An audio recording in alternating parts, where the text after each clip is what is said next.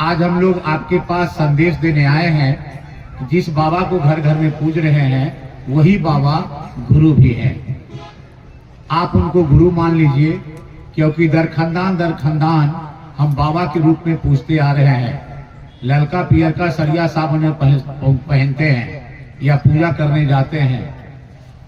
अभी कुंभ गए लोग नहाने के लिए, नहा के भी आए।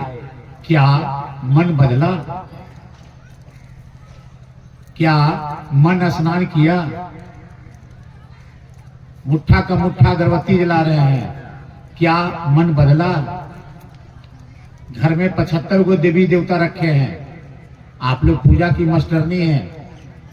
बिना अगरबत्ती जले ले, प्रसाद चढ़े, खाना नहीं खाएंगे। क्या घर का स्थिति महादेव के परिवार जैसा हुआ? स्थिति क्या है? पति पत्नी में झगड़ा, सास पुतों में झगड़ा, ननद भौजाई में झगड़ा, पास पड़ोस में झगड़ा। यही ना स्थिति अभी तक बनी हुई है। इतना पूजा पाठ कर रहे हैं, इतना व्रत कर रहे हैं, इतना सह रहे हैं, आप लोग तो कोई व्रत ही नहीं छोड़ते हैं। धरती का सारा व्रत करते हैं। क्या मन बदला कि धरती पर हम कितना दिन के लिए आए हैं? साहब बार बार बोलते थे कि ईश्वर के लिए कुछ अच्छा काम करके जाइए, जो आपके शरीर छोड़ने के बाद 10 नगर पालिका से आपको देखने आवे कि हमारा गुरु भाई गुरु बहन कितना सुंदर थी, और आपके शरीर छोड़ने के बाद आपका बेटा पुतो समाज जन्मदिन और पुण्यतिथि मनावे। इसके लिए मात्र एक उपाय है, गुरु उपाय, जो इस कालखंड की धरातल पर पहली बार हम लोग के बीच साहब श्री हरिंद्रानंद जी आए, जिन्होंने पहली बार कहा कि संसार का एक एक मानव सिर्फ शरीर में हो, कोई भी मानव शिव को अपना गुरु मान सकता है। शिव को गुरु मानने में कोई वर्जना नहीं है, कोई बंधन नहीं है। आप किस जात से हैं, किस धर्म से हैं, किस संप्रदाय से हैं, क्या खाते हैं, क्या पीते हैं, आपका जीने का तरीका क्या है, कोई लेना देना नहीं है। सिर्फ आपकी चाहत, आपका संकल्प कि आज से मेरे गुरु शिव और मैं महादेव का चेला। सिर्फ यह मन में सवाल उठना, आपके सोच में यह चलना ही आपको शिव का शिष्य बना देगा। जैसे आप सोचे तत्क्षण आपको हरिंद्रनाथ जी के द्वारा 3 गो सूत्र दिया गया, 3 विधा दिया गया कि बाबू ये 3 गो सूत्र कर लोगे ना। जैसे छोटा सूत्र होता है कि हिसाब का कैलकुलेशन जल्दी हो जाता है सूत्र के हिसाब से, उसी तरह उन्होंने सूत्र दिया। इतना लोटा का लोटा जल चढ़ा रहे हो, पूजा पाठ कर रहे हो, साधना कर रहे हो, इस कालखंड में कोई परिवर्तन नहीं मिल रहा है। अगर यह सूत्र कर दो तो वही परमात्मा जो गुरु है तुम्हें परमात्मा से एक में करा देंगे। यह 3 सूत्र को समझिए। ये 3 सूत्र क्या है? ये 3 सीढ़ी है। ये 3 को काम दिए हैं। साहब बोले हैं कि बाबू ये 3 को कम्मा कर लोगे ना तो मंजिल तक पहुंच जाओगे। बाबू ये तीनों सिरैया पर चढ़ जाओगे ना तो छत पर चढ़ जाओगे। हम लोग क्या कर रहे हैं? सिरैया पर चढ़ नहीं रहे हैं, सिरैये कंधों पर लेके फूर फूर उड़ रहे हैं।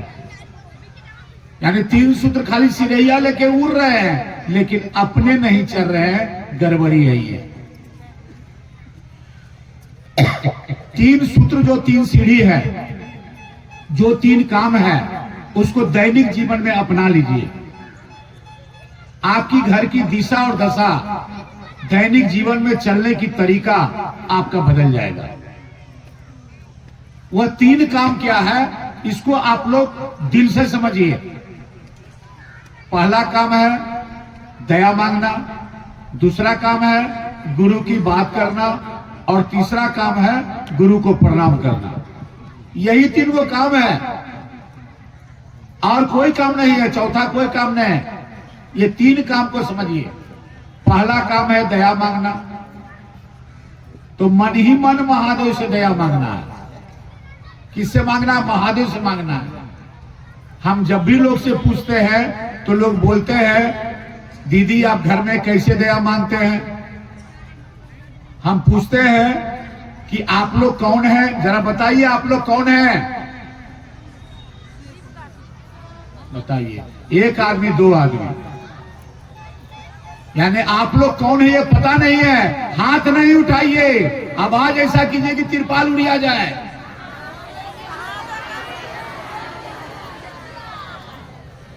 महादेव कौन है? एक दो आदमी बोले मेरे गुरु हैं, बाकी लोग बोले गुरु हैं, यानी जगत के गुरु हैं, मेरे गुरु नहीं है। क्या है मेरे गुरु? झूठे। हाँ, आप लोग चर्चा के गुरु हैं और भजन के गुरु हैं। चलिए सुनिए, पहला काम है दया मांगना। किससे मांगना है? महादेव से मांगना है। तो जब हम दया मांगने बैठेंगे तो पहले उस महादेव को स्मरण करेंगे, मन में याद करेंगे महादेव को, और तब हम महादेव से दया की भीख मांगेंगे। अगर मन में महादेव नहीं याद आ रहा है तो सामने में एक सप्ताह महादेव का फोटो रखिए और फोटो को देखिए, आंख खोल करके महादेव से दया की भीख मांगिए कि हे महादेव आप मेरे गुरु हैं, मैं आपकी शिष्या हूँ। गुरु भाई शिष्य बोलेंगे मुझ शिष्या पर दया कर दीजिए, इतनी दया कर दीजिए कि मेरा मन समझे कि आप मेरे हैं। ये तीनों सूत्र मन को समझने के लिए है, और बिना दया का कोई सूत्र नहीं होगा। इसलिए महादेव को याद करके, महादेव को देख करके महादेव से दया की भीख मांगिए। मन ही मन कहिए कि हे महादेव आप मेरे गुरु हैं, मैं आपकी शिष्या हूँ, मुझ शिष्या पर दया कर दीजिए, इतनी दया कर दीजिए कि मेरा मन समझे कि आप मेरे हैं। अगर मन समझ गया, खेला शुरू। बिस्तर पर से सो के उठते हैं, रात में बिस्तर पर सोने जाते हैं, जब आपका मन करे तब मांगिए।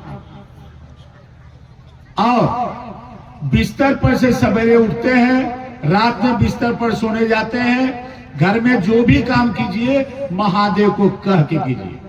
हे महादेव जा रहे हैं झाड़ू लगाने, हे महादेव जा रहे हैं बाथरूम, हे महादेव जा रहे हैं चाय बनाने, हे महादेव जा रहे हैं खाना बनाने, हे महादेव जा रहे हैं मजदूरी करने, हे महादेव जा रहे हैं ड्यूटी पर, हे महादेव जा रहे हैं पढ़ाई करने, हे महादेव जा रहे हैं मधुबनी, हे महादेव जा रहे हैं विराटनगर, हे महादेव जा रहे हैं काठमांडू। आप जहां भी जा रहे हैं महादेव को कह के जाइए, देखिए तो आपकी स्थिति क्या होती है। उनको घर का गार्जियन बनाइए। मेरे घर के मालिक कौन है? महादेव है। आपसे कोई पूछे कि आप घर में कितना आदमी है, तो आप बताते हैं मैं हूं, मेरा पति है, मेरे 2 बच्चे हैं।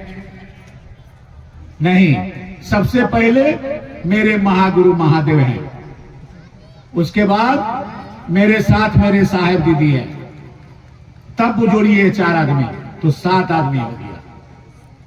अब वो आपके घर में है, आप महसूस नहीं कर रहे हैं। आप महसूस करिए, आपके घर की दिशा और दशा बदलेगी। ये पहला काम है, मन ही मन महादेव से दया की याचना करना। एक तीसरा काम है अपने गुरु को प्रणाम करना। गुरु को प्रणाम करना है। आप घर में जो बड़े बुजुर्ग हैं, सास, ननद, भौजाई, गांव के कक्का, मास्टर साहब, सबको प्रणाम करते हैं तो पैर छू के प्रणाम करते हैं। और हमारी गुरु बहन लोग तो पूजा की मास्टरनी है, हम तो एक बार प्रणाम करते हैं, और वो भी कि ठेवने छू लेते हैं। लेकिन आप लोग तो माथा पर आंचल लेकर के 5 बार प्रणाम करते हैं। देवी देवता को भी 5 बार प्रणाम करते हैं। लेकिन जहां सास पुतों में झगड़ा है वहां प्रणाम करते हैं तो क्या बोलते हैं? हे के बुढ़िया कहिया मर में, हे के बुढ़िया कहिया मर में, हे के बुढ़िया। आप ये बोल रहे हैं, वहां सास भी मने मन जो बोल रही वो आपका मने जानता हो। ऐसा प्रणाम नहीं कीजिए। प्रणाम आपका मन करे।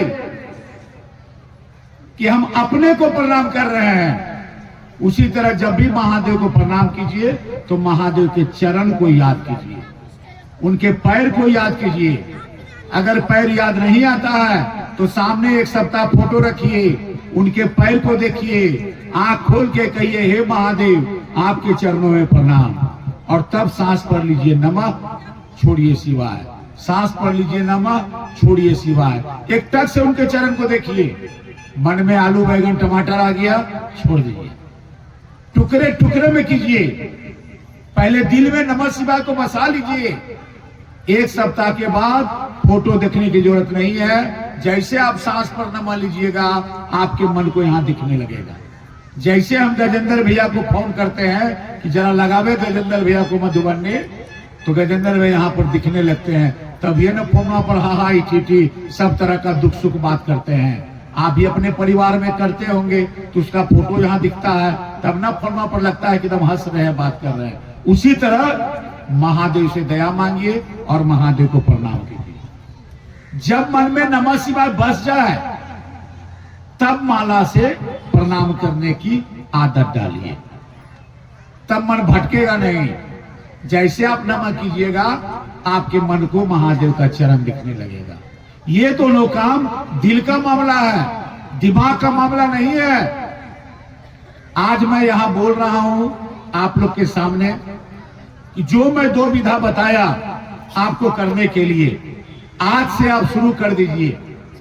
11 से 21 दिन के अंदर आपके घर की एक परेशानी दूर हो जाएगी, बशर्ते करना आपको पड़ेगा।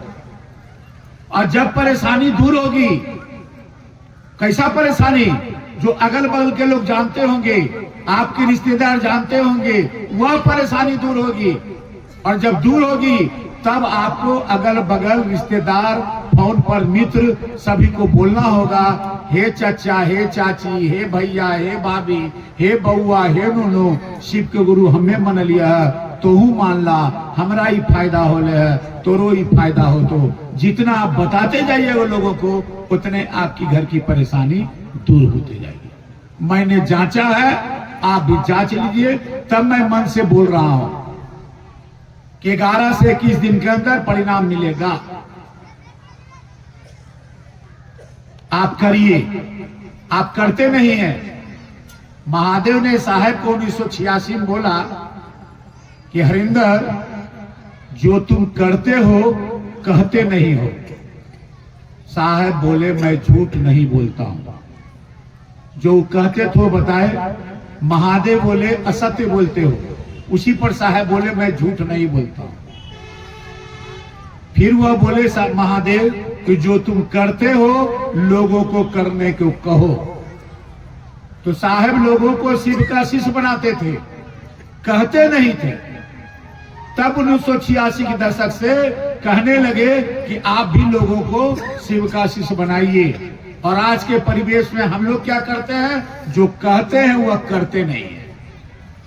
हम लोग कहते हैं 3 सूत्र कीजिए, आपके घर की दिशा और दशा पता चल जाएगा। जब मेरे घर आइएगा तो पता चलेगा कि मैं पत्नी को मारता हूँ, सास ससुर को घर में बाहर कर दिया हूँ, बेटा बेटी का इज्जत नहीं करता हूँ। जब मेरे घर आइएगा तब मेरी सारी बुराई पता चलेगा। बोलिए मेरी बातों का क्या असर पड़ेगा। साहब बार बार महात्मा गांधी का उदाहरण देते थे कि एक माँ अपने बच्चे को लेके गई, बोली कि गांधी जी ये बच्चा गुड़ बहुत खाता है, करके जाओ 15 दिन के बाद आना। 15 दिन के बाद उस बच्चे को लेके आया। गांधी जी कुछ बताइए ना। बोला बच्चा गुड़ खाना छोड़ दो। उसकी माँ बोली कि आप 15 दिन पहले क्यों नहीं बोले, कल के हम खुद खाते थे, अब हम छोड़ दिए हैं तब बोले कि तुम भी छोड़ दो। इसलिए पहले साहब भी 27-28 अगस्त को बोले हैं कि पहले स्वयं शिव का शिष्य बनिए, तब दूसरे को महादेव के आश्रय में जाने के लिए प्रेरित कीजिए। पहले स्वयं शिव का शिष्य बनिए, तब महादेव के आश्रय में जाने के लिए लोग प्रेरित कीजिए। अगर आप में अक्कर और अहंकार है कि हम 20 वर्ष के गुरु भाई हैं, 25 वर्ष का गुरु बहन है, मेरी साहब से बात होती थी, साहब पास रहते थे, तो ये भ्रम अगर है तो आपकी उल्टी गिनती चालू होगी, आपका शिवशिष्टा धीरे धीरे खत्म हो जाएगा और नए लोग आगे बढ़ेंगे। इसलिए इसको न्यून कीजिए, इसको शून्य लाइए, शिष्य वही जो झुक के चलेगा। साहब बोले हैं कि अगर शिव के शिष्टा में है तो महादेव और समाज के सामने आपको विनीत होना होगा, झुक के चलना होगा।